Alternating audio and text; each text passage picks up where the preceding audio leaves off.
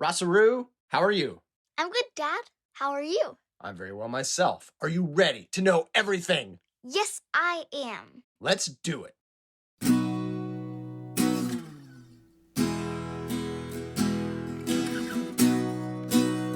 Today, I want to talk to you about clothing. Specifically, when you should dress up and why. Oh, useful. My advice from experience is to dress up more and more often than you might think. What do you mean? Well, my main job is a writer. I can wear whatever I want. No one else ever sees me. That's the dream for lots of people. Imagine you can wear a t-shirt and sweatpants all day at work. But I don't, for two reasons. What are they? The first is because I like to know I'm at work. I'm the only one there.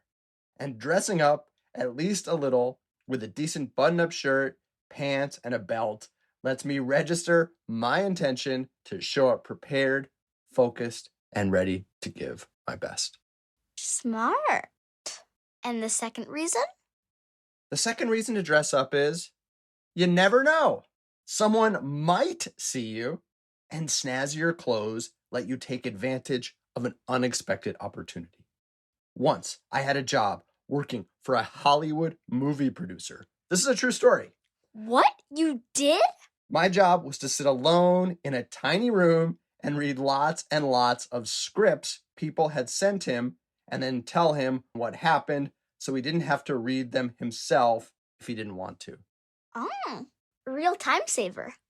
One day, a little before noon, he called me into his office. I came in expecting him to ask a question, but he didn't say anything. Just gave me a quick look up and down, said thanks, and told me I could go back to reading scripts. What? Why? I was confused too, until another, more experienced person who worked with him called me over. Hey, he said, you need to dress nicer. What do you mean? I asked. I was just reading scripts all day. I wore nice enough pants and a rumpled shirt. Do you know why he called you in? To ask me a question? No, because he's going out to lunch with a movie star, and he was going to invite you, but he wanted to make sure you were dressed nice enough, and you weren't. Oh, no!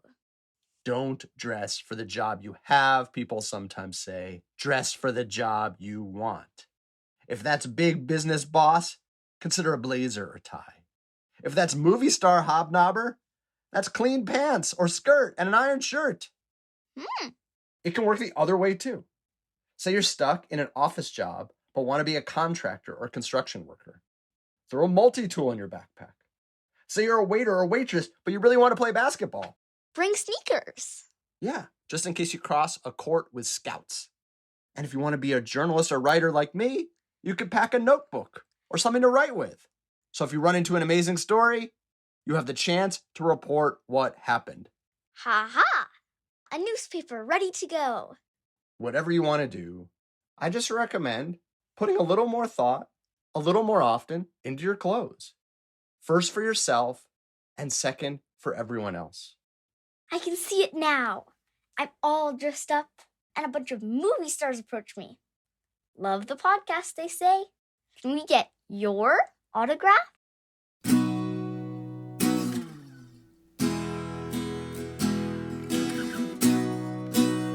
Are you ready for today's poem? Yeah. What is it? It's called Invictus by W.E. Henley. Out of the night that covers me, black as the pit from pole to pole, I thank whatever gods may be for my unconquerable soul. In the fell clutch of circumstance, I have not winced nor cried aloud. Under the bludgeonings of chance, my head is bloody, but unbowed. Beyond this place of wrath and tears looms but the horror of the shade, and yet the menace of the years finds and shall find me unafraid. It matters not how strait the gate, how charged with punishments the scroll. I am the master of my fate. I am the captain of my soul. Whoa. Powerful stuff coming at you. Can I read it? Please. Invictus by W.E. Henley. Out of the night that covers me, black as the pit from pole to pole, I think whatever gods may be for my unconquerable soul. In the fell clutch of circumstance, I have not winced nor cried aloud. Under the bludgeonings of chance, my head is bloody but unbowed. Beyond this place of wrath and tears looms but the horror of the shade. And yet the menace of the years finds me and shall find me unafraid. It matters not how straight the gate, how charged with punishment's scroll. I am the master of my fate. I am the captain of my soul. What is your feeling inside after reading that poem out loud? Whoa, that person is strong and bold. And when you're reading that poem, are you that person? Does it say I over and over again? Yeah. That flame of fierceness is passed to you? Yeah. Now, is this normally your attitude? I don't mind being bloodied. I look forward to death and destruction. Not exactly. But there's something that is a little catchy in the way he puts it, isn't there? It is. It even rhymes. Yeah, I think the rhyme's pretty important. I think the solidity of the images, you can really picture these moments. Where do you see this taking place? Well, I see him on the mast of a stormy sea, and this boat's bloody, but rah! I will take on the world. Yeah, with a sword in hand, or sword in the mouth, maybe even. Who knows? Invictus is a Latin word. It means unconquered. Pretty appropriate there? Yeah.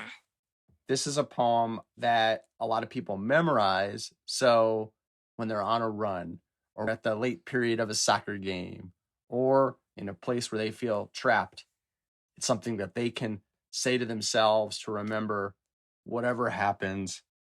I am the master of my fate. I am the captain of my soul. Is there a fell clutch of circumstance? Is there a situation that you feel like either now, in the past, or in the future, you can use this poem to help rally yourself or someone else? Sure. Say you're climbing up a mountain, and it's really hard, but I am the master of my fate. I am the conqueror of my soul. Yeah, you can do it. Even the bitter end will taste sweet.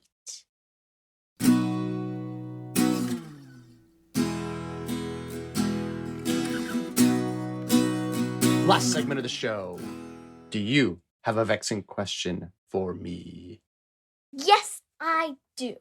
My vexing question is, why do cats take naps so often? We have 2 cats. 1 second they're chasing their tail, the next second they just lie down and fall asleep. They're asleep more than half the day. They even have a word named after them, catnaps. But why? All right. Why do cats take so many naps? What's going on? And should we copy their example? I'll look it up, maybe sleep on it, and get back to you soon. Sounds good.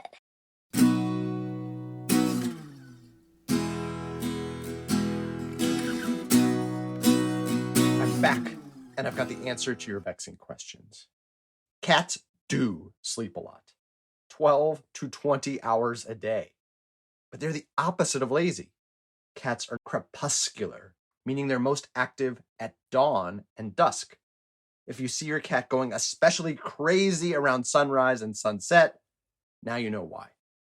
The reason is it is the prime hunting time for smaller animals, while the bright day and darkest night is prime hiding time from bigger ones.